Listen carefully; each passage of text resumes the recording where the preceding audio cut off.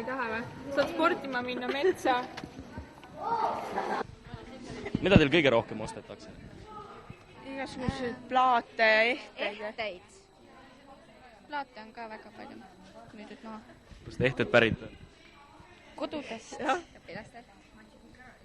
Ema ehted? Ei ole. Niimoodi äritsesid Saku gümnaasiumi õpilased täna vahetundide ajal. Nädalaga kodust kokku aetud kasutatud ja kasutamata kraami hulgas leidus nii mõndagi põnevat, mille hind soodsamgi kui mõne suure kaupluse hinnarallil. Kus see makk pärit? Ühelt õpilaselt. Palju te selle maha müüs? 200-ga. Mis teid siin kõige naljakamad kaubandused on olnud? Näiteks on meil Üllar Jörbergi CD, kusjuures mina ostsin selle ära, et see on selline plaat, mis tõmbab peo käima, keegi ei saa sellest aru peale minu. Midagi toetage uuesti veel, see kast teine. Ent noored ei tegelenud müügiga sugugi mitte selleks, et oma taskuid täita, vaid tegutsesid millegi hoopis üllama nimel. Me tahame koertele annetada raha, et nad oma ravikulud siis saaks saada.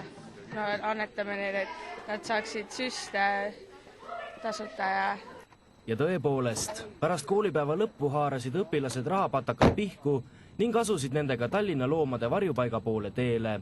Kohale jõudes võttis noored avasüli vastu Rein Kikerpill, kelle tööks varjupaigas nii loomade püüdmine kui ka rehabilitateerimine. Mina õudselt tänan selliste asjade eest, sellepärast, et ütleme siis niimoodi, et tõepoolest kuigi nagu kohalikud omavalitsused nende vaktsineerimiste kulud võtavad enda kanda, aga päris palju tuleb just nimelt selliseid loomi sisse, kes on liikluses vigastada saanud, kes vajavad erikohtlemist.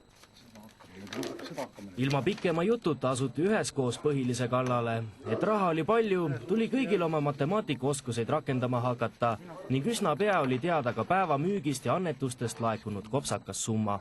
Palju sa kokku said? Ei tea, kas meil oleks valesti midagi või? 3282.